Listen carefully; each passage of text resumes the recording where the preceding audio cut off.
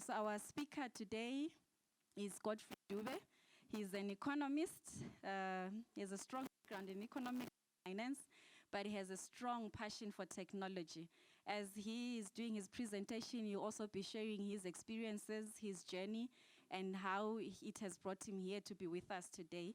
So without wasting much time, I would like to hand over to Godfrey, and let's have a fruitful conversation. Remember, it's not a lesson. We are here to conversate, to talk, to chat. So feel free to ask, feel free to engage, feel free to learn, feel free to share. One thing I've realized, normally when you're in front, you also end up learning more than them. So I also hope you'll get to take away a lot of lessons here for us. Thank you very much. Let's give him a round of applause. Thank you.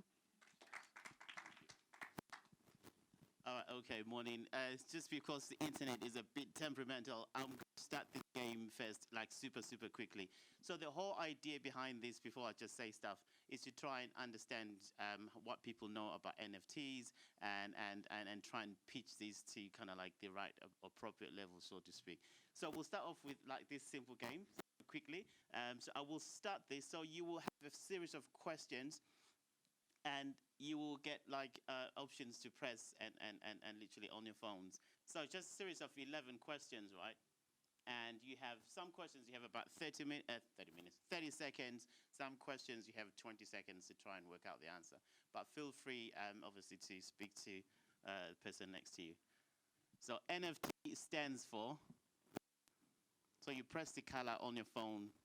What does NFT stand for? All right, so red says non-findable token. Blue says non-fungible token. Orange says not for taking. And green, none of the above. So press the color, yeah. Yeah. Press the color. All right, cool, yeah. So NFT stands for non-fungible token, and that's what we'll be talking about today. If you said blue, cheers, thank you. Or you can press next, then show them. So if you said blue, obviously you are correct. If you click on next. So Jay Dane is in 845 points. Well done. If you click next for the next question. So this is a true or false. NFTs need the blockchain to work. Blue is true, red is false. NFTs need the blockchain to work.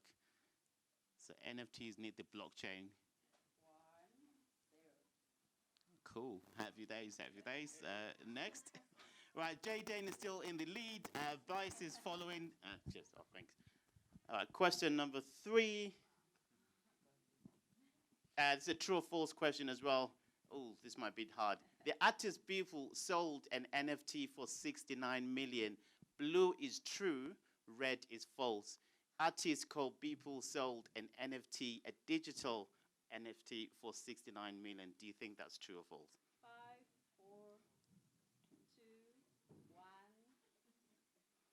Yeah, that's actually true. It sold an NFT digital for 69 million. Who's Jay Dane? Who's Jay Dane? Oh wow, man, you're on fire, man. Like, you should be giving this talk. All right, but Vice is next, 1396, so not too far off. Can't see Mr. Piri. Go on up your game, guys. Oh gosh, which one is which of these is the most successful NFT project? Red is Cyberpunks. Blue is Bored Ape Club. And the other one is Crypto Kittens, and Pet Rock is the green. Which of those? Oh gosh, time is going. Just try. Cyberpunks or Blue, Bored Ape, or Pet Rock? Which of those is the most successful NFT project? Yeah, so if you said Blue, Bored Ape, yeah, awesome. Oh, no one got that right. Okay, that's cool. All right, cool. Next. Question number 5. Right. Currently, if you go into the NFT market, a picture of a rock is selling for how much? Just a picture of a rock. Is it over 100,000, red? Is it less than 1,000, blue? They're not selling at all because it's a picture of a rock. Or over 1 million, green. So red is over 100,000. A picture of a rock. Yeah, it's just a picture of a rock.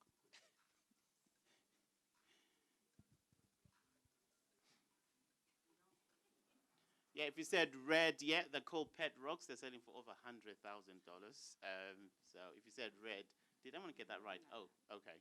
All right, cool. That's all right. But Jay Dane is still in the lead. By Sky C, Mr. Peary. Don Crest is not too far off. Question number 6. Which is the largest NFT marketplace? I don't know if you guys know this. Red is Rarible. Blue is OpenSea. Foundation app is, what color is that? Like gold or yellow. Or Binance NFT marketplace. Red, Rarible.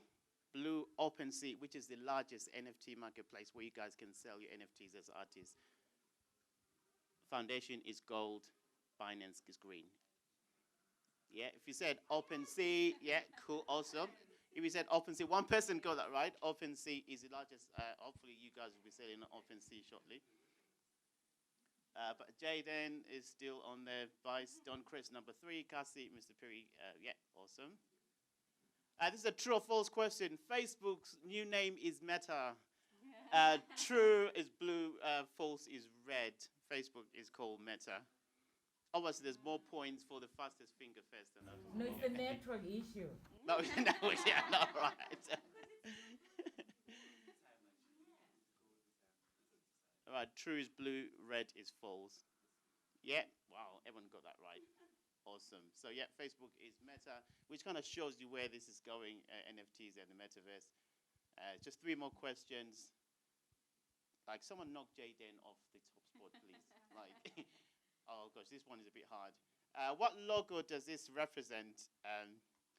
Because this will be important for NFTs.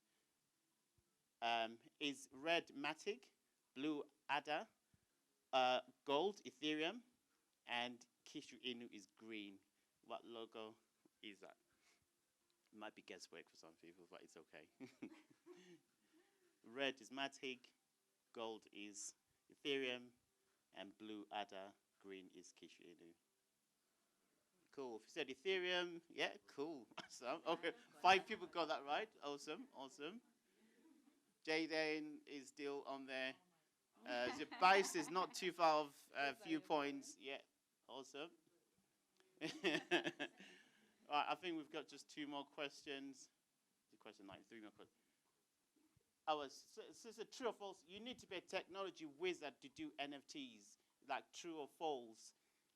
Blue is true, red is false. You need to be like your tech.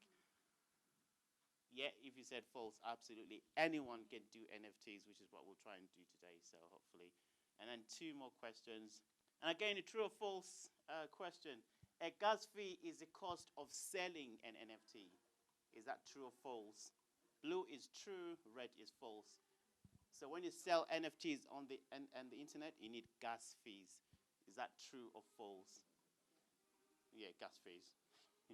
Gas fees. I'll explain that in the talk. Blue is true, red is false. You need gas fees to sell NFTs. Well, cool. 3 people said yes, and that's true. You need gas fees. We'll talk about that in the talk. Oh, wow. Oh, Vice is number 1. Oh, Jaden, man. Go on, man. That's it. Vice, well done, well done. Right, final question.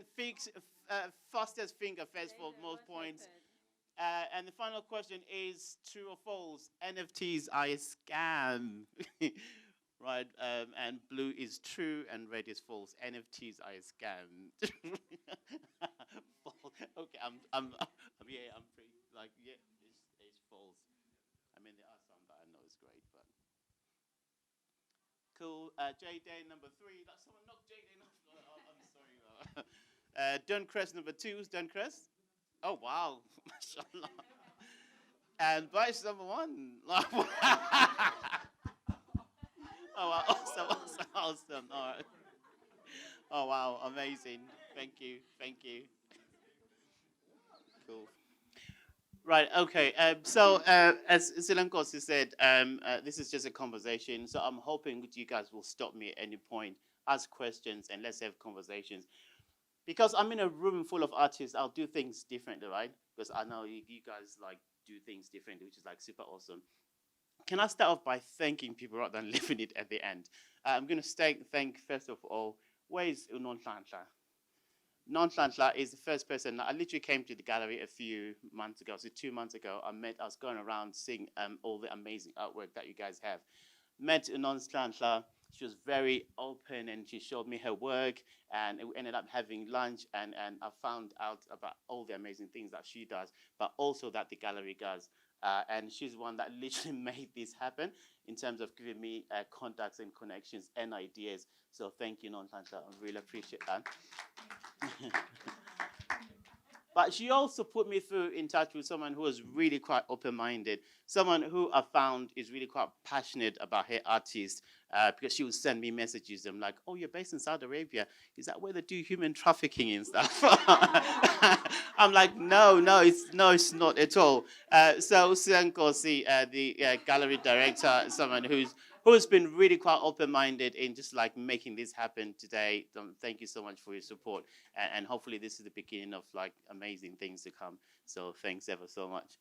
And just a few of my friends, like people who've no, I know exactly, right? Exactly. And that's why I'm saying you're so passionate about your artist. And just like super quickly, there's friends who I've taken. Unfortunately, I don't have an artist born in my body at all. I'm like zero artist. But I've literally fed off these amazing people, like friends who've like supported me, who I've known for quite a while. People like Charles Bebe, who's an amazing artist and someone that I've really gleaned so much information and knowledge about the art world from. Thanks for your support. People like Dixon, who has been like a rock and who's been like super amazing as well in like everything that I've taken as a sponge. And Samantha, who's like at the back, like sorting stuff out, who when I said I wanted to do this, she was like, yes, count me in. So thank you so much, mate. But more importantly, guys, before I even like start having this conversation, I just want to thank you guys. Like today is, what day is it? Wednesday, 9. It's cold. Like you guys would rather be doing stuff. And I know a lot of you guys are artists. So you guys would rather be doing stuff, but you came in today, you gave up your time to be here and obviously to learn about this and for us to have this conversation. So thank you guys for taking your time to come over here, and hopefully we'll have that conversation, and hopefully this will spark something in terms of like going forward with NFTs. What I've always like known and understood is like artists, as I said, I don't have an artist like born in my body, unfortunately. But you guys have always like led the way, right? You guys are able to see like a piece of rock and like come up with like amazing stuff. You guys are able to see like a piece of wood and come up with amazing stuff. You guys see like a blank piece of paper and you come up with amazing creations and designs. So I'm always in awe of you guys. And I think because you guys are such visionaries, and if you think back even like to the Renaissance or the Enlightenment, like artists were always the people that were literally visionaries. They broke the rules. And I think NFTs like kind of sit well with artists because you guys like think ahead and you guys like are able to see the future that we don't see. So that's why I feel NFTs are kind of like have a home in like my artists like you guys. So I'm super chuffed to be like learning from you as well today. So hopefully this will be kind of like a two-way stuff. Conversation. So to tell you a bit about myself, Sulenko, as she said, I'm based in Saudi Arabia. I've been in the Middle East for 10 years, and I was in the UK for a long time. Then I went to Saudi Arabia, just trying to chase money. But I've always been quite passionate about art and the arts and stuff. So when this whole idea of like blockchains and the internet came in, I was like super chuffed to get to know about it, and hopefully you guys will get some of it today.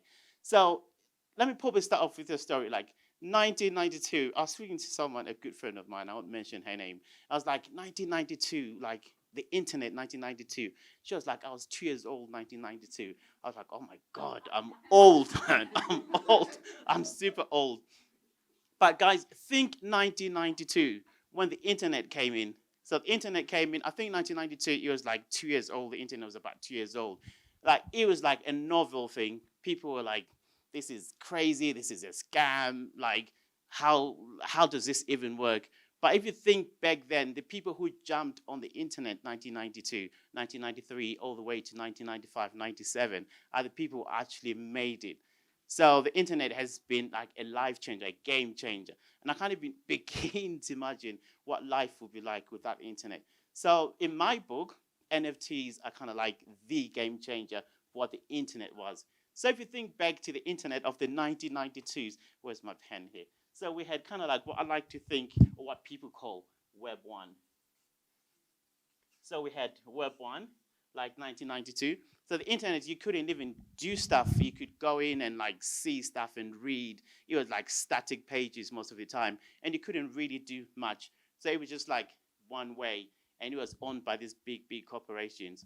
But then it kind of like evolved from Web 1, and it went into Web 2, and things got exciting, Web 2, because for the first time ever, you could like go and upload stuff and like put your videos, your images, and you write text. And this really birthed like things like Facebook and Instagram. You could show off to your mates and stuff, you know, what Instagram has done to us, unfortunately. So we are now like literally on the cusp of what is Web 3. So Web 3 is like super immersive. Web 3 is like we are no longer going to be like literally taking the internet from the internet. We will be part of the internet. And if you're free to stay behind, please come in and experience the Oculus that we have over here. It will kind of give you a glimpse of what the internet Web 3 is going to be, because I'm super, super excited about Web 3 because I think it's going to give us so many opportunities. So maybe let's say what I'm hoping to do today. I'm hoping to explain what NFTs are today for a start, and feel free to stop me anytime and ask a question. I want to try and explain how they work, how NFTs work, but I also want to like explain what makes them the next big thing. But maybe for you guys as artists, how we can use this technology and leverage this technology to kind of like get into the future and compete on a global scale. That's what I'm trying to do. I'm hoping that you guys are going to like pay a bit of attention, because at the end of it, I'm going to ask for 2 people, and there's like a prize for this. There's like 20 crispy US dollars. Like I have 2 $20 notes. I'm going to like, Samantha is going to ring either your mom or Ugogo, and I want you guys in a minute to explain to Ugogo what an NFT is. And if Ugogo or Mama gets it, or she literally just about gets it, like we'll give you the $20. So that's kind of like the deal at the end of this. So yeah, that's the plan. So as you guys said at the beginning, NFTs stands for non-fungible token. But because this is a conversation, can I throw it to the audience? Like, what do you guys understand about like non-fungible tokens, like NFTs? What do you guys understand?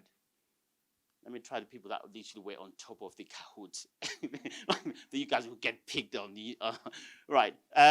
Like, what do you guys understand about NFTs and non-fungible tokens? Like, what does non-fungible mean? Like, what does that even mean? Anyone feel free to like shout, please, because again, this is a conversation. What does non-fungible mean? What does NFT mean?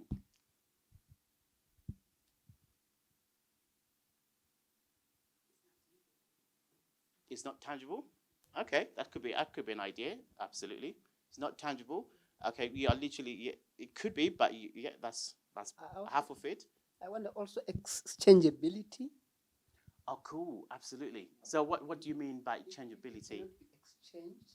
Wow. Or Okay. it is the ability or to be changed. Right.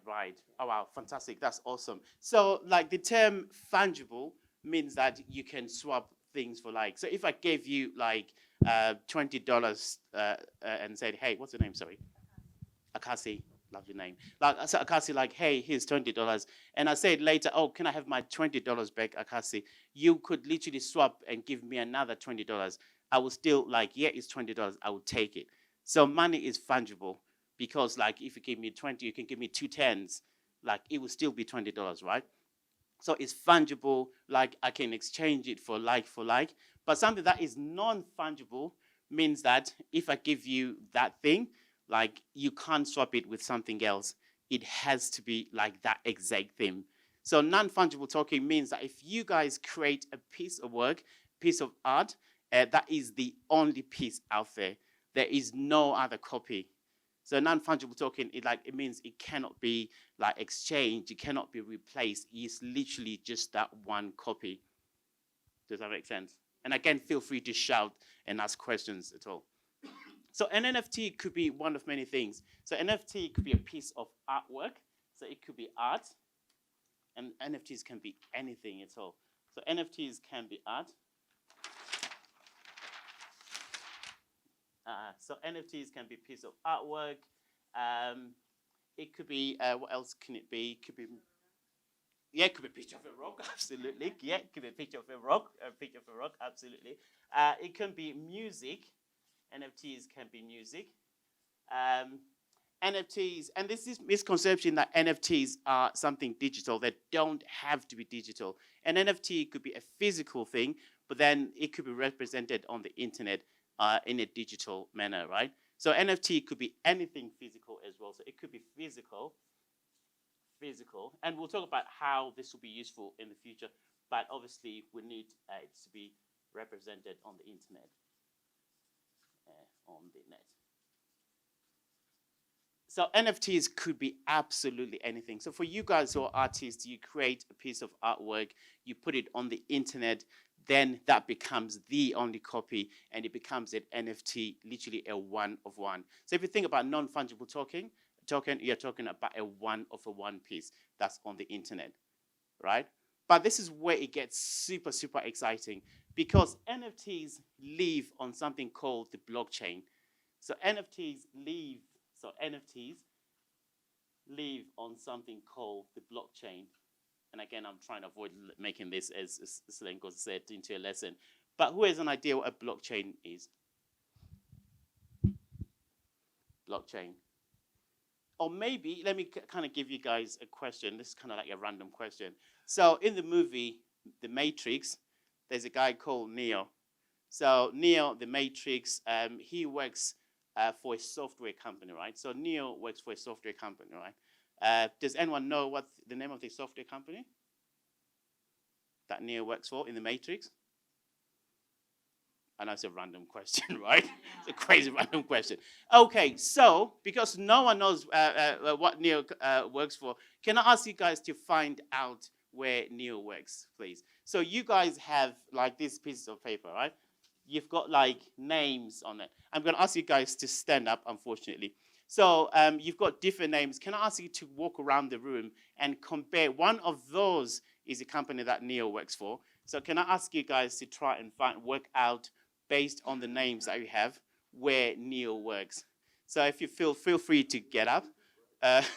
So feel free to get up, talk to like random different people, and then we'll try and find out where Neo works. So feel free to get up, please. So everyone feel free to stand up and talk to different people.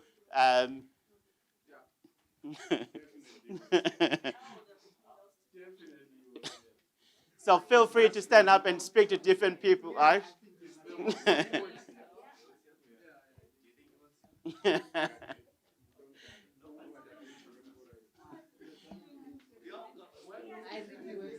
Yeah.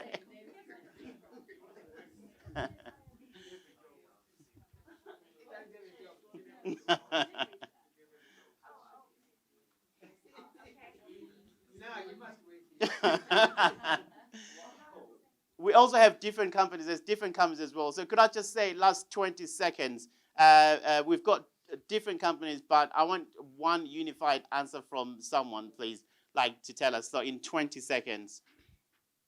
So feel free to show people around what you have.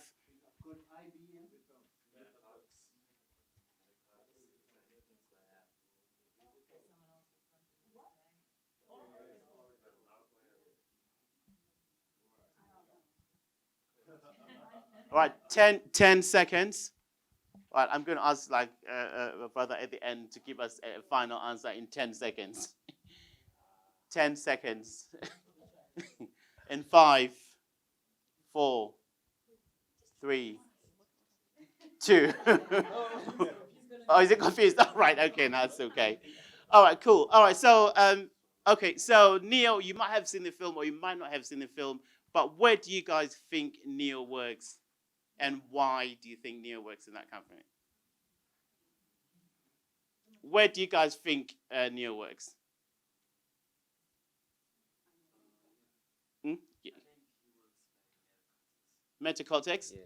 Oh, cool. Well, super interesting. Why do you think he works at Metacortex based on the answers that we have? Well, first of all, I think from the Matrix movie, he was more of like a programmer in the beginning.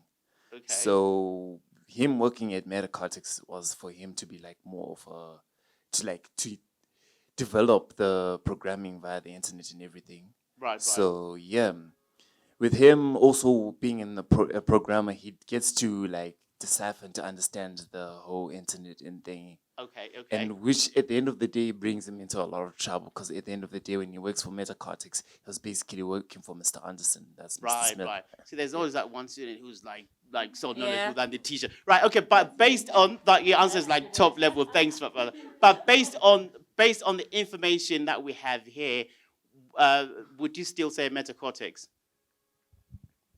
Yes, I would say so. Oh, cool, fantastic. So, for those that don't know, Neo actually works in Metacortex. But the reason why I did this is because, like, literally almost like 97% of the room had Metacortex, right? So if you guys come together and everyone says Metacortex, you kind of like, it's like faked by audience saying Metacortex, right? So this is how the blockchain works. So if you guys create an NFT, you create your artwork, you put it on the internet, so it literally will stay in like literally millions of computers. So these millions of computers will say, Charles Babbage created this artwork. This is the artwork. It belongs to Charles Babbage. Like literally millions of computers will have the identical same copy. So the blockchain is this transparent, like ledger, you can call it a ledger, that sits on the internet. It's so amazing because it's decentralized, because every single person has a copy of that. Like, so if Charles creates his artwork, you will have a copy of it in a computer. Everyone will have a copy on their computer. So if, for example, I come in and try and hack your computer, like you will still have that information. So it's unhackable. It's so great because everyone has an identical copy of it. And what's great about it as well is that you can also like prove stuff. Say, for example, like I literally grew up in Dumbane, and you had this like attic thing. So if I discover some Picasso like in Dumbane, you know, how would I prove it was Picasso? Like it's worth millions. Like how would I prove? I'll probably like take it to a gallery. They'll have to look at the signature, and they're like, yeah, well, Picasso used to draw like this.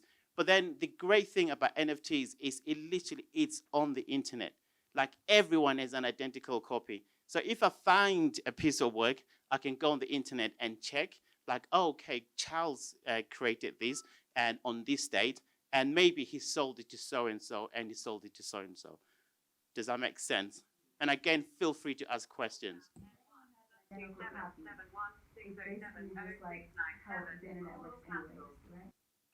Yeah, absolutely. Yes, absolutely. But the internet, the crazy part is that the internet that we have is literally owned by like these massive corporations. So if you create like all the stuff, the snaps that you put on Instagram, right, are pretty much owned by Facebook.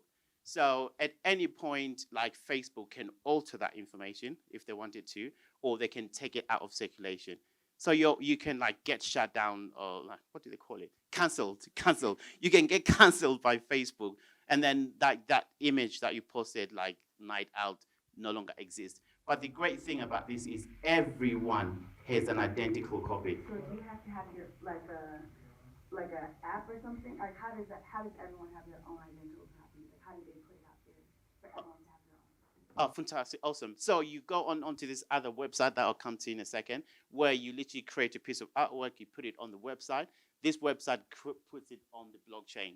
And by putting it on the blockchain, it literally goes into everyone's computer. Like literally anyone can connect to the blockchain. So the blockchain is a connection of like millions of people's computers. And it stores information that is transparent, that anyone can see, anyone can access at any time, that no one can change at all. So if you put stuff on the blockchain today, Like no one can change that information. It's not owned by anyone because it's decentralized and it's literally split up. I don't know if you guys like used to do. Before I get to this, I'll go to a question. Yeah, Yes. question. You create the art, everybody sees that. Yes. The traditional way of doing art, I bought the art, it's mine. Yeah. Nobody sees it. It's in my confines of my home. What's so special about this when it's seen by everybody else? I think what's special about this is like the ownership part of it. Because like, yes, anyone can see it, but who owns it? So whoever owns it has true value. Like, for example, there's only the one Mona Lisa, right? And the Mona Lisa is on the internet.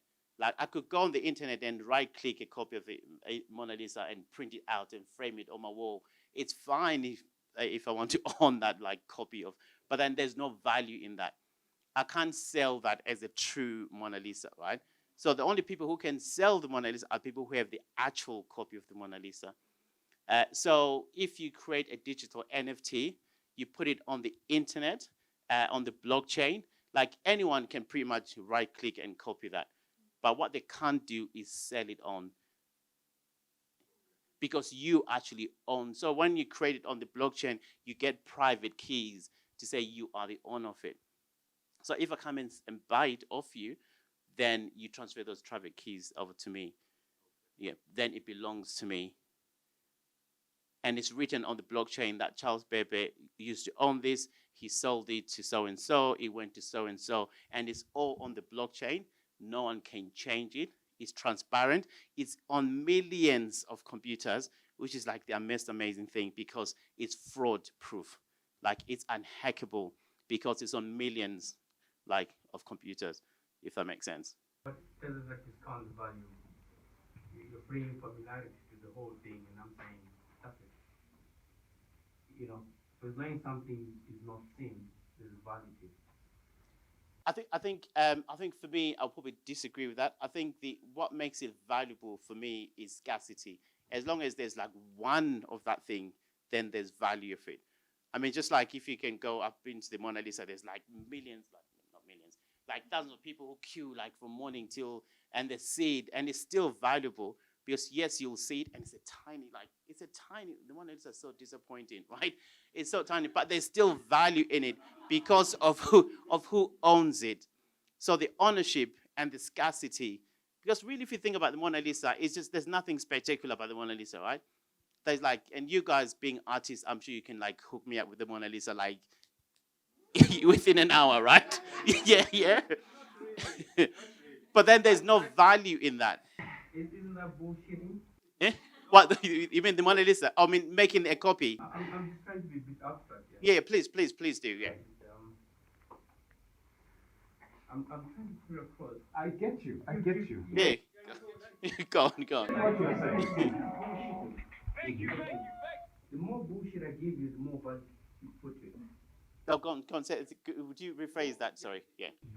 Yeah, the more thing that you, because at times if something is scarce because you've not seen it, it gives it value. But at the same time, if something you've seen it and you think there's value to it, it's something that you think it is, but which is not. So there's a lot of bullshit in that aspect. But that's art anyway. Not really. You think you have value to your art, you know, that's what people might not think that same way, you know? Yeah. And that's what you're saying. I think the question is, why do we buy art? Okay. Let's start from that point. Yeah. Why do we buy art? You know, usually it's one-on-one. That's what makes it valuable. And I get the point.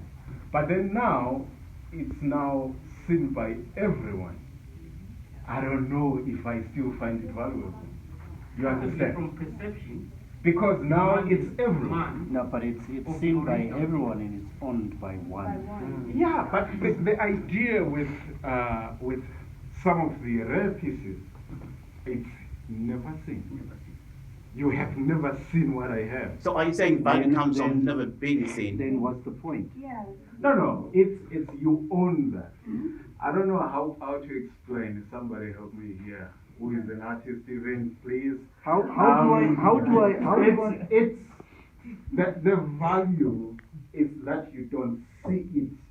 So, In physical form. Yeah, if I may, maybe you so can. the idea is that the artist or whoever creates the art, it is in a private hands. That's where the value is kept. So when I bring my friends and say, please come and see my artwork, you are getting a peek into that rarity. But now what is changing is we are taking this private art from the private space, where? To the public space. Do you see, like with wine? Rare wine is what? Tasted. On a rare occasion. It's not like the one that you drink every day.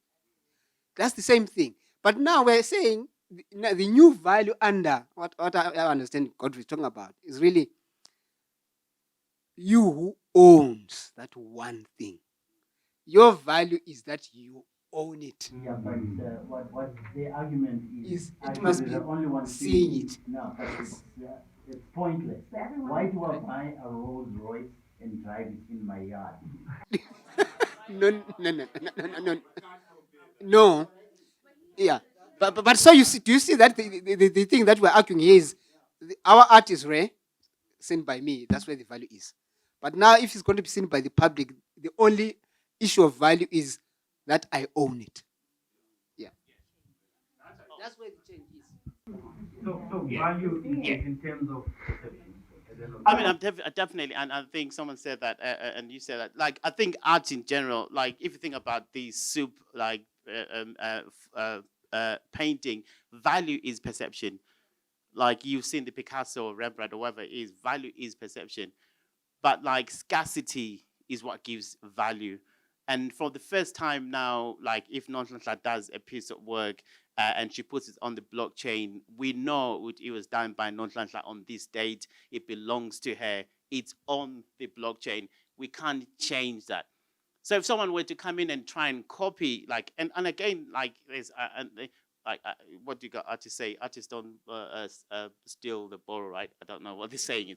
But, like, if someone comes in and like, recreates a painting that Nonhlanhla does, like, nothing can stop you from doing that now, right?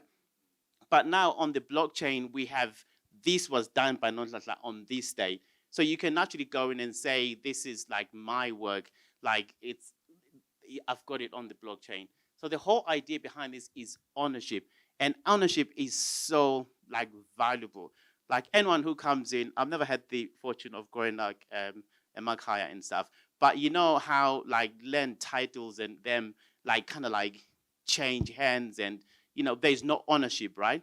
But if we can give people ownership and there's proof that there's ownership, then there's power in ownership, then there's value in ownership. Like, and again, I'm kind of like digressing and going into like land. But can you imagine if we gave title deeds to people in the rural areas, right? Then they can take those title deeds and say, I own this piece of land. And they could go to cabs and say, could you give me a loan because I own this? These are the title deeds. So the thing is ownership. And for the first time, we can prove that we own stuff. Whereas right now, we can't prove that we own stuff. You guys as artists. Yes, sir. Does it now, are you putting values to something like, say, intellectual property? Yes, absolutely. So now we are valuing that what we have created. Absolutely. Okay. Then I have a question. What about the digital art? Because we've talked about the art, the physical. I own it. It's in my house, but it's on the internet. What about the digital art? I've seen other artists creating a digital piece of work.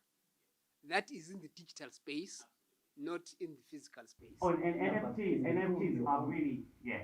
And NFTs exist in the digital space. They don't exist in like physical. You can do a physical and thing to accompany a digital, but literally when people buy an NFT, they buy a digital copy. Wow. Like I bought my NFT, where's my phone? Like I bought my NFT, I don't have a physical copy of this NFT. This is the only copy that I have. It sits on the internet. But it's yours now. It's yours, it's mine. Mm-hmm. Okay. And it's not even a rare one. This is like a 4,000. No, I'm not enough, it's okay. So literally what you are saying, you have a JPEG. I have a JPEG. Right. I have a 4,000. Goodbye, people. It's been nice seeing you. But I have a $4,000 JPEG. Yeah, I get that. That sits on the blockchain. So this is the keys to the blockchain. But this says I own this. Yes, but you see now you are speaking to creative people who create that JPEG in Yes. physical. Yes. Yes. How do I now? It's a bit. I'm losing my job here. No, but you know? No. I'm losing No. my job because it doesn't make sense Well, anymore. it's been created by your likes and sold to people that can't, like you understand? That's where you still make your money. No, but look, no, but look at this. Your physical, you can take a really good image with a good camera of your physical and sell that as an NFT. So it has nothing to do with my real. Let's say I created a piece. Yes. Physical is 2 by 4 meters. Yes. Yeah, it's staying in my studio. Yes. I create an NFT, Yes. sell that. Yes. What do I do with that original? Like the original, you can do what you like with it, but then the digital now belongs to someone else. Yes. The digital It's rights. like the art that you've done, right? You don't have it. How many pictures have you done? They're not in your possession. like example, so It's the same story. If he has, if he has that physical copy Yes. and he sells the digital form online, so technically it's not his anymore if someone buys it. I mean, the physical, he can do what he like, but I own the rights to the digital. If I take the digital and I want to print T-shirts, I own that. I want to put it in a book, I So own the copyrights digital. kind of thing. Yeah, but the physical, you can't do So anything with it. it's not valuable anymore. No, the physical, you can do what you like with the physical, but the digital, anything, so you can't take that picture and resell it as a digital again, because Right. on the blockchain, it has to be one of But one. what about the physical? That's what I'm saying. Like, Like, you know, so you it's can not. do, you can do, So it's just not. It's not like. it's not relevant. Yeah, The it's not physical does. relevant. Yeah, the physical is not So relevant. people want physical. The people just want digital now. Like that's it. I think definitely, I don't know you guys as artists, the way I enjoy my art, the way I enjoy stuff, like I carry everything in Sure. my In your 500 phone. gig, my artwork. This is But- how people consume art in the future. Okay, but you know, you'll like if you live in a space and you want the artwork in your home. But in the future, and this is where gets exciting, because the future says we're not going to be bound, and I think COVID has taught us that. The future means that we're going to live in these spaces. We'll consume everything digitally. I mean, if you think about the artists, you guys in the room, how many artworks are in warehouses at Sotheby's or Christie's or galleries, sitting, gathering dust that people don't get to see. And I think it's a travesty that you guys work as hard as you do, and then the artwork is not enjoyed. It's literally sitting in So what, workshops and stuff. I guess where does But that let's come put it on digital. Let's put it on the internet. Okay. I believe within the next maybe 10 years, we will all live in these spaces. Maybe not as clanky as this. It would be super like nice. contacts. Yeah, Okay. yeah. And this is an exciting place to live. For me, I can't wait for that day. Okay. Yeah. Probably what am I think? Just to allay his fears is you're looking at I'm loud enough and clear enough. Probably the argument here is you've got the actual piece. Now you need to move on and be able to create your own, masterpiece. You own is all the physical and the digital. Therefore, you've got all funds coming to you. Yeah, and I think to pair it with the NFT, one can actually do it like you own the NFT, I give you the physical, maybe. If you want it, but kind of you want to be greedy here, so that at least you don't have to be a crybaby after all this. Because you want to monetize everything else. You want your money. You gotta be greedy. Mm-hmm. But you see, the issue is there is a big industry of art business which works this way. It has worked for hundreds of years. Now, this is a new thing which is coming through, which we understand. We are not refusing. But then the question is, what do we do now with our physical things? I'll tell you what we do with the physical things. My mum, amazing woman, RJ Dube, every visitor that used to come to my house, they'd be like, hey, here's the albums. Like, and she used to like have stacks of albums, like, and people were like, wow, da, da, da.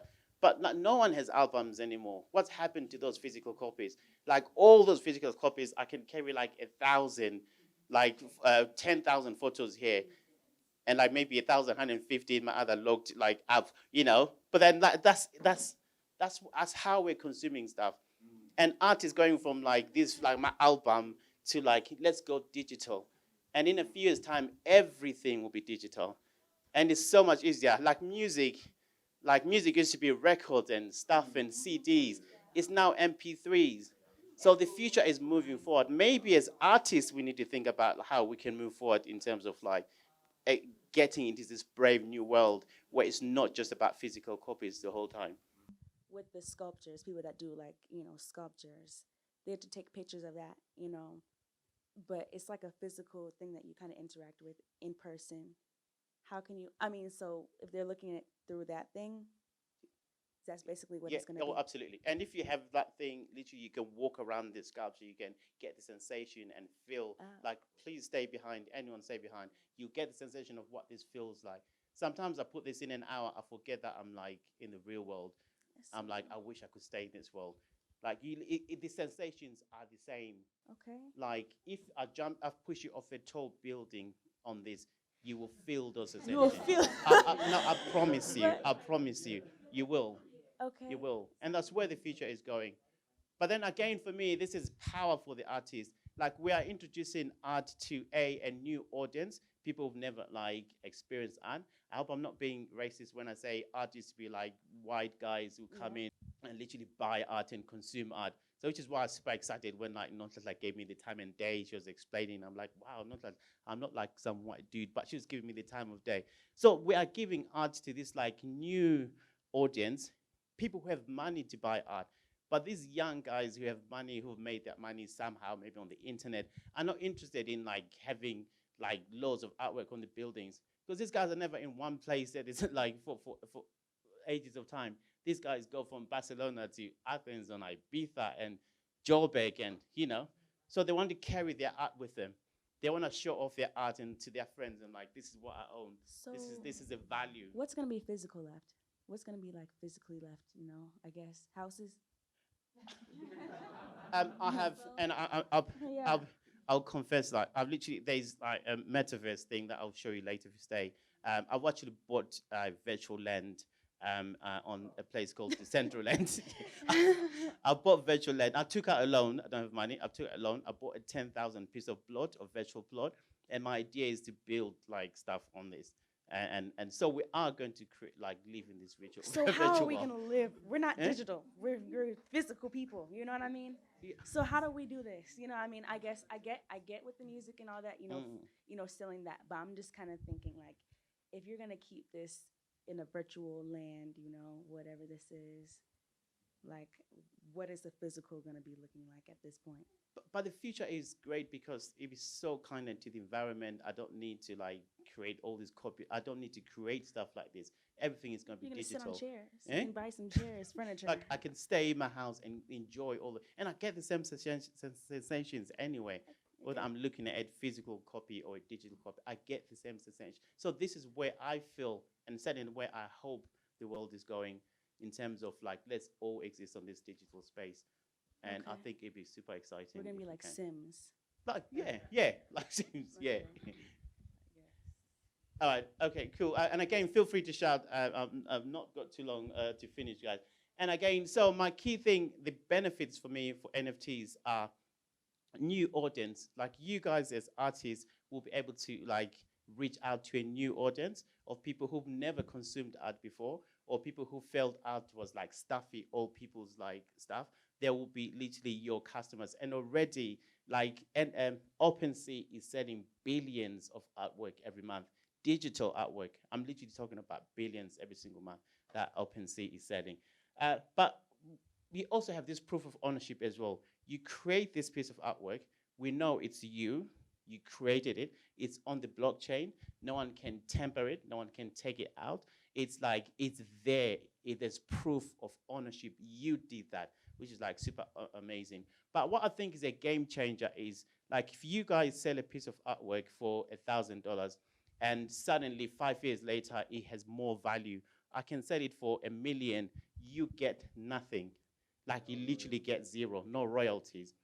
But this time, for the first time ever, if you create a piece of artwork, you put it on the blockchain, like you can literally, while you are putting it on the blockchain, say every time this sells on, I want 10% of the sales. So every time this person sells to someone else, and it's all automatic, it's smart contract, like the system will literally take your 10% and pay you. So literally you have this residual income, which for many times, and the guys that come in, and I don't knock the guys that come in and buy artwork here, these guys have been incredibly quite supportive, but these guys are making millions. And you guys are like, oh wow, sold an art for 1,000. These guys are selling it in SA, in Germany, in Paris for like tens of thousands. And that's, what value did they create? I mean, it was K, they're the middlemen, but you guys should be getting the bulk of that, or you should be getting the royalties from that. Question, the payments, are they physical? They are non-physical. Yeah, I mean, because some of the works, when you see the prices, it's like millions, and it's just digital. I mean, maybe out there I can dispose of that because I live here. I mean, definitely one of the challenges. So all the art is digital. The payments are digital. So the payments will either be in Ethereum, they'll be in Solana or Binance. So it's digital coins, but you can convert that into like normal fiat, like money, normal like dollars and stuff. So the challenge with Zim is that it's easy to create and put artwork, but in terms of like the payment system to convert it to, it's a lot harder. It's super, super hard. I found out like last month, my sister was like, hey, send me some money. I was like, okay. So I went into, not Western Union, what's the other one? Yeah, World Remit, yeah. So I need World Remit. And I sent it money via mobile, US dollars, and only to find that she can't take it out. Like, I sent it $100 like in mobile cash, Echo Cash. And then it's like, I can't take it out. Or the rate that she was getting it was like crazy, crazy rate. But maybe we can have conversations around that. Because we saw a lady yesterday who was like, she lives here, she started Donkey Sanctuary, but she went to SA and she was able to open like a non-resident bank account. Really because the bank, again, I don't want to be political here, but the bank system is a bit broken. So maybe we can work around like non-resident accounts in SA or whatever, in order to access that like physical cash. But you can store that cash as digital and only like release it when you want to put it into like actual physical cash. I think that's kind of like the challenge, and I don't want to say that's not a challenge. It's a challenge for Zim. Yeah. Question. If I own artwork that I haven't created, I own it, can I sell it as an NFT? Right now? Yes. You bought it? Yes. I think previously with the physical space, you own that piece of artwork. So if you are the first person, because you own it, to put it on the digital space, you now have on the blockchain ownership of that. So if you are the first mover and you own it, you put it on the blockchain, you are the owner of that. So yeah, you definitely own it. Meaning I can put my works which I sold? Unfortunately, right now you can, yes. Because you didn't sell digital copies, you sold physical copies. Yeah. So you can put works, and because you put them on the digital, you cannot put them again. So the person who bought the physical copies can't go in and put them on and register them as their And that's own. legal? I mean, it's legal. I mean, like, there's no. Do you guys? Maybe let me understand this as an artist, right? So you create a piece of work. Do you guys have an exclusive agreement that I won't create anything similar to this, or it's implied? No. You can create as identical. No, you can't. But is that because you were kind of like, oh, this is ethics? That depends on who you are and what you do. Yeah, Yeah. kind of. No, why I'm thinking this, you have sold your work somewhere, you put it on the blockchain. Won't that solve the problem of the auctions for those who are artists? That's actually what will solve the problem, because we have a serious problem Okay. with auctions. Okay. You sell your works years ago, they accumulate value, they come out on auctions, you can't even buy it back. Oh, yeah. Oh, absolutely. Oh, 100%. So the question is, I can actually put that work even though I sold it. Oh, 100%. 100%. Because you're putting a digital, like, those are two different things. Guys. This is a digital part. Yeah, this is a digital Gonna part. be rich? So people can have, so if he sells it, if he actually takes a picture of it before he sells it, so he sells the physical copy, Yeah. and then he can sell the digital original Yeah. online. So he'll get two people are owning it, one physically and one Oh, digital. but those are not two different like pieces of like work. You've got a physical copy, and the digital space is on like one digital copy. So Yeah, yeah. yeah, he said it's legal. Yeah. It's just a question of who gets to the blockchain quicker. Yeah, Oh, yeah, okay. yeah. Unless if you have that exclusive agreement with like whoever's buying artwork, that I will own the rights to the digital side of it, and they put it on the blockchain. Then that's. But whoever will put it on the blockchain, then it is theirs on the blockchain, and there's proof on the blockchain. So if you go to my blockchains, it will say Godfrey Dube owns this. He bought this on this day. You've got a price for it. It's all transparent, and you guys can see. There's like websites that I'll write down. You guys can check to see who owns what. So the future of money is transparent. It's you know who owns what. There's no, I mean, you can't take it down. You can't, like I live in the part of the world where it's the Muslims, right? And what the Muslims do is, we have the Bible, Christians, right? But the Muslims make their children memorize the whole of the Quran. And the whole idea behind the whole of the Quran is if at any point they're under attack and they get killed, like there will always be a copy of the Quran living in someone else. And that for me is kind of like what the blockchain is. Like there's always a piece, like, so you can't like hack it, you can't destroy it, you can't overwrite it because someone else has a copy, and that's what the blockchain is. For what I've realized, maybe I'll use Talent, if he doesn't mind, as an example. When he sells artworks or he's giving an artwork, say to a guest of honor, he gives us a certificate of ownership and copyrights, and that's clearly indicated. Right. Then he lets me know that the copyrights are still his. I just own the piece, or the copyrights and the art piece are mine as a buyer.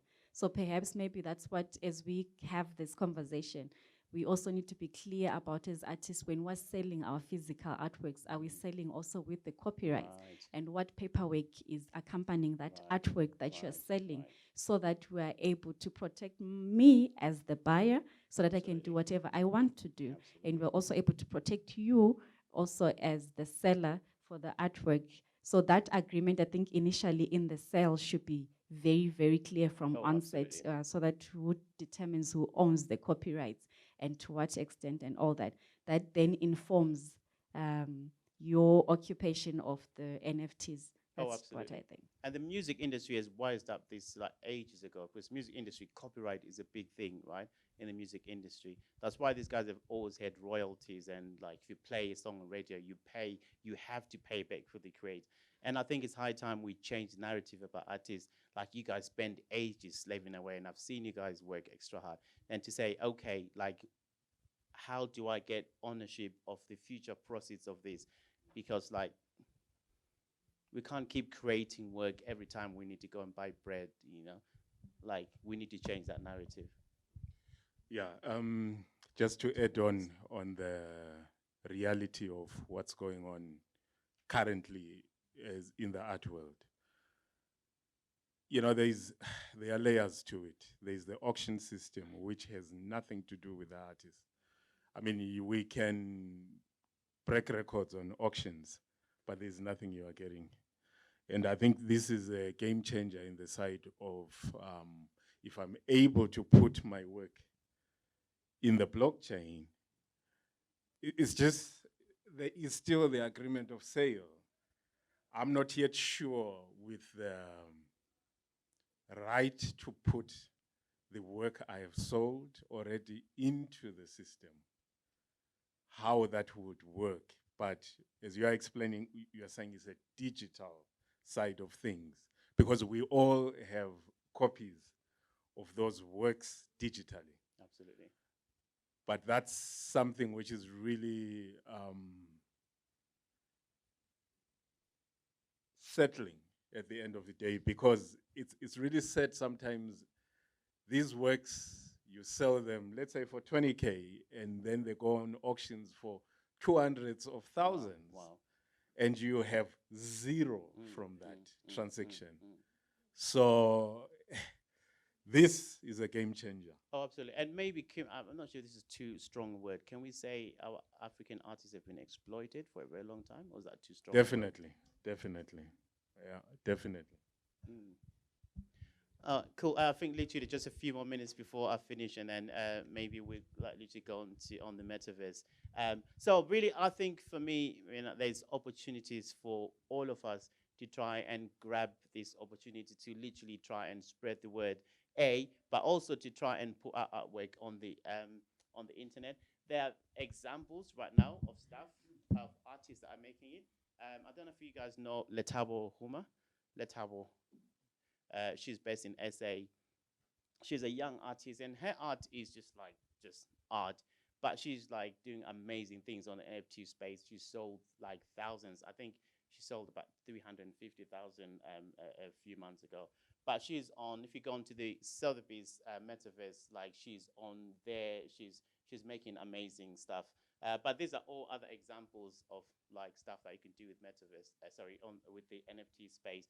And it doesn't have to be artwork. It can be fashion designs. It can be like music. It could be audio pieces. It can be absolutely anything. But if you create it, put it on the blockchain, like broadcast it out there, and the world is there to see. And there's so many opportunities. And I hope that we will literally try and get to experience it. Crikey.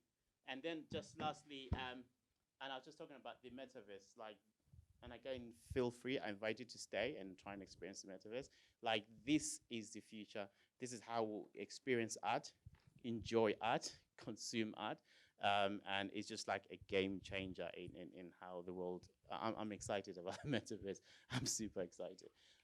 So yeah, feel free to stay behind and try and experience that world as well. But yeah, hopefully I've got you guys thinking. And again, you might not have got, I'm gonna answer won't get today.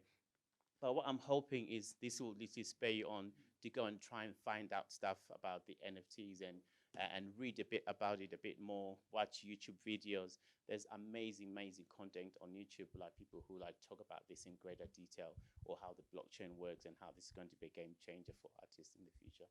But as I said, guys, for giving up your time, for being here, for the questions, suggestions, the comments, like I really appreciate you guys, and hopefully, let's make some money. Let's make some money. Let's make NFTs. Thank you. A round of applause for Godfrey, please. Thank you very much, Godfrey. I don't know if there are any other burning issues that you feel like he can try and address in the next 2-3 minutes, that you seriously strongly feel that you left a gray area, so that when you're researching and you have guidelines, are there links maybe that we can look into as a starting point? And how do we know that what we are seeing on YouTube is the genuine parts or the genuine videos? So maybe a guideline on the sites to start off from as a research area so that it helps. Okay, so I'm looking for hands if there's anything. Okay. Okay, I wanted to ask if I put my artworks on the NFTs, you're supposed to be paying per month, or and how much is that? Yes, great question. I need to overlook that. Great question. Sorry, I overlooked that. So there's like 3 of like the biggest sites where you can list your NFTs.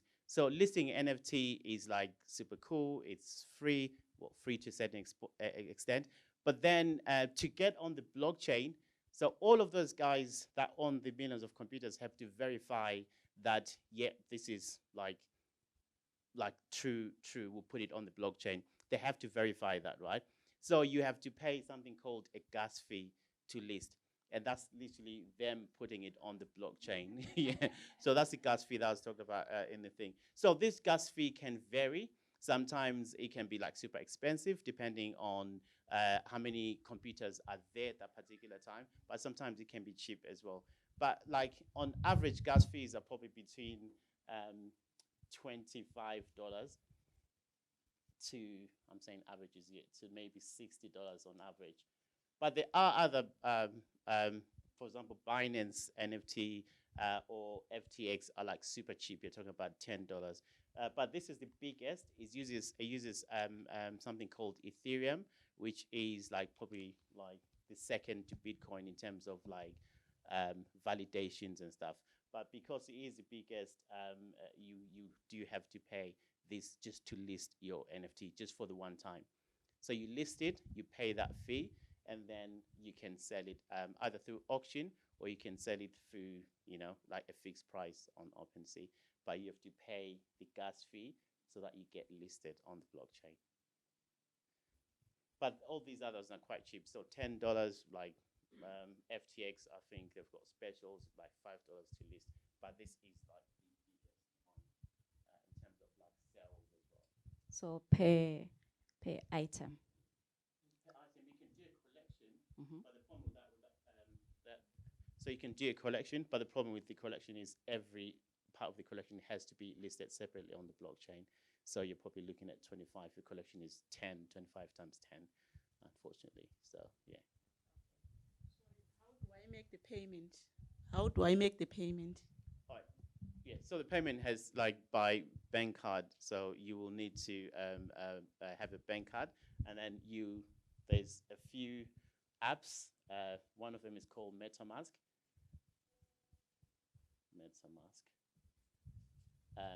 Where you literally put in your bank card, you buy, if you're listing on this, you buy Ethereum, and then you pay for the gas fees. Like it will literally take the gas fees off your account, your app, if you open up MetaMask. But you have, and again, that's what the challenges that we have in Zim, that you don't have a functional, I don't know how many people have like bank accounts that work internationally. It's like kind of like a hard thing. But if you have like a cousin or whoever who's got like, hey, sort me out with, I've created my MetaMask, could you like put in $20 or $30, then that would work. But maybe, and I know like places like Salvador who are like going big on this, they have like, maybe the gallery could create a MetaMask wallet for everyone who wants to mint and I don't know. We'll probably talk about that later on, because it is possible that you create an organization MetaMask, and then when people want to list, they can use that organization MetaMask based on how much they put in. Maybe they put into your ports, whatever works. So, but then if you get sales, then it will go through that wallet again. So, yeah. So, I think what I'm getting, it's a translation of what is physical into a digital space. Because even when registering copyrights of my artwork, I think the last session when we had people presenting on it is I register per artwork. So there's a fee for an artwork, fee per an artwork. Absolutely. So it's kind of like the same. And then this feels when I'm also getting my money. So if that MetaMask, that's like the payment when I'm being charged on the taxis and everything for transacting in the online payment system. Okay, so I think perhaps we would need the finance people from our country to be able to help us understand how we can occupy this space and still with the payment or banking system in Zimbabwe to be able to be aligned. I don't know if that's something that we would want as a future conversation as well. Are there any other questions that we would like to take on, or we can start exploring the metaverse?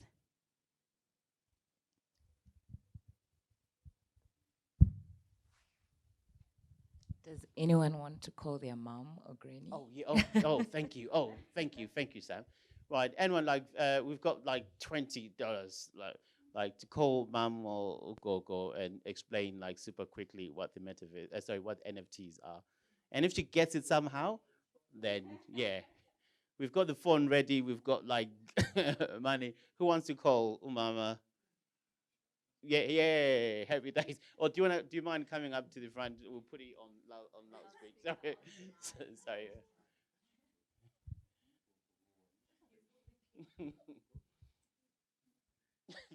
Hey, when it was, hey, when ngibhizi lapho wasonhlanyela.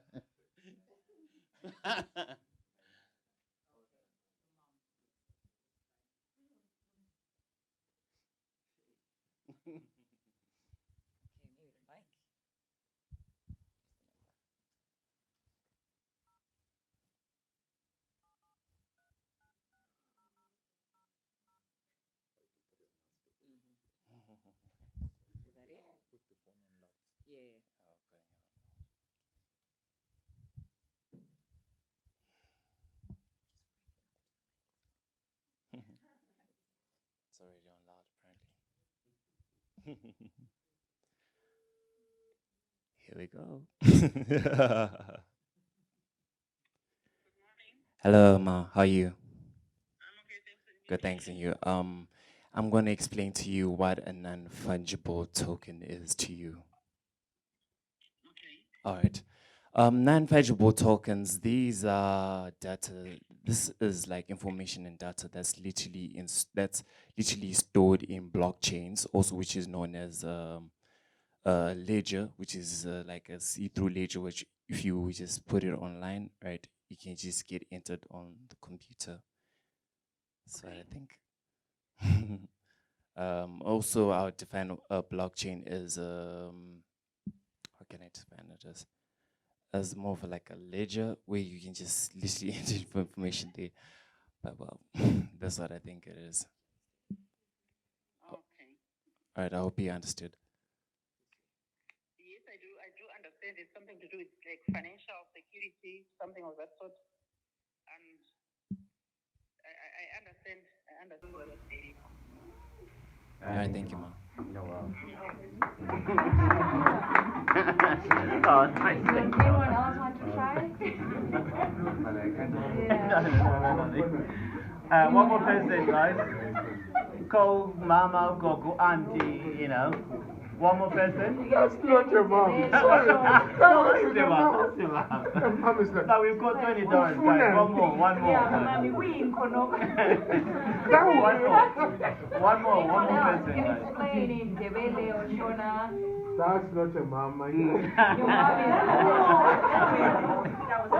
is. Anyone else? $8 late, shouldn't go back, guys. One more person. And you take after her. It was so cute. My mom would say, what's that?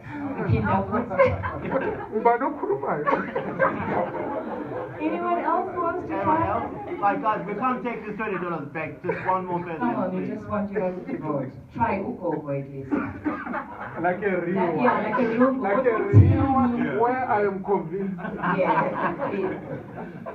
Like, yeah, and one money. Or a friend, then. Let's make the friend.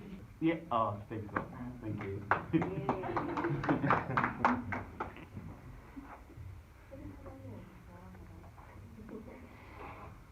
Who are you calling? I'm going to try my mom. Oh, wow. Nice. Okay. Nice.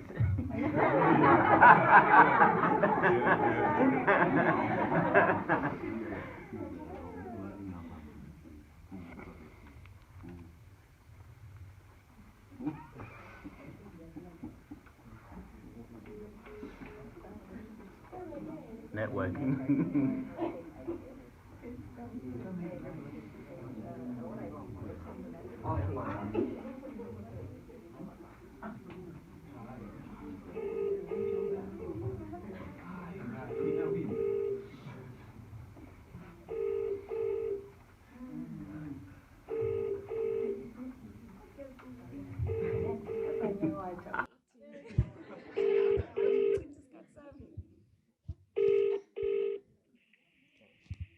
Hello? Umata? Yebo, ngifuna ukuexplainela ngama-NFT. Yeah? Ngifuna ukuexplainela ngama-NFT. Ukule-explainela ngama-NFT, non-fungible tokens. Ama-NFT, ma'am. Yes. So lawa, like, ngama-picture owacreatayo for imali. Uyakwanisa uwafaka ku-internet, uwafaka ku-blockchain.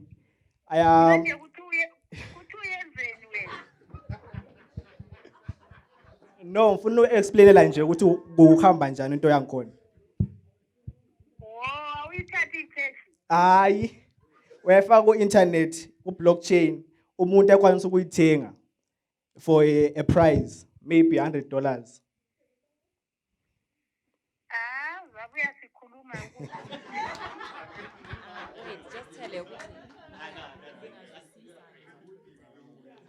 Mama, lingazwisisa ngewini $20. So, kufanele lizwisise.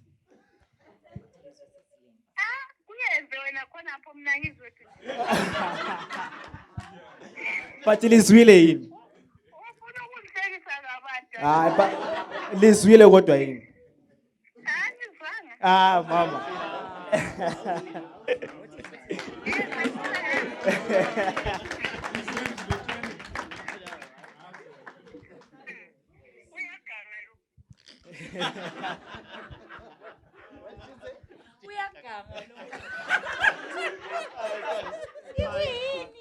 Thanks. I've got 50. You can split it between the two of you. That's a man. Thank you so much. You've been a great audience. I'm hoping we would have a session again where we just follow up and find out and check. Has this been helpful to you? Have you logged on to OpenSea? I know there's one artist in Plumtree who couldn't make it to come and join us here, but he inboxed and said, I would have loved to come because I've been trying to get onto OpenSea, but I'm failing with these challenges, A, B, C, and D. So there are artists who are actually doing it. So we'll get in contact with Godfrey to help him.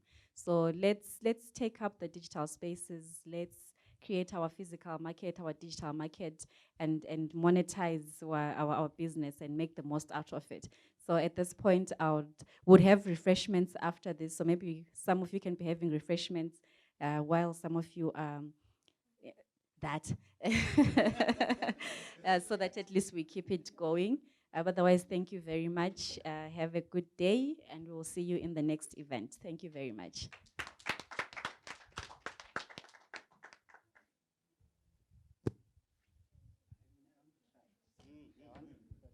Absolutely.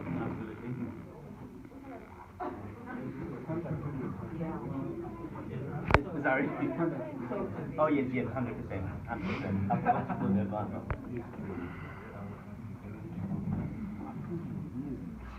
Yeah. Ooh, yo, that'd be amazing. That'd be absolutely amazing. That'd be amazing. That would be amazing. Yes. That is right. That would be amazing. That would be amazing. Guys, anyone feel free to, I'll put my details, Lava. It just reminded me. Just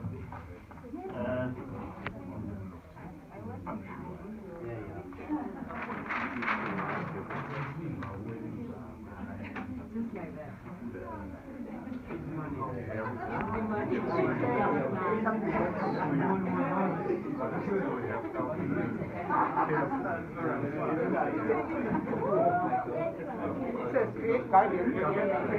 Oh, sure, yes. No, I'm not creating. I'm the normal. Great guidance. Normal. No, you see, it's something new.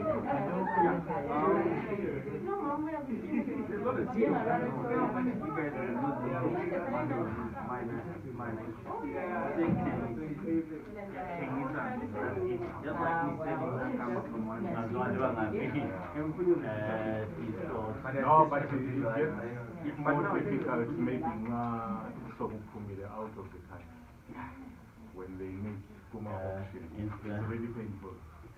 as you say. For that reason, I want everything I've ever sold to be on the NFT.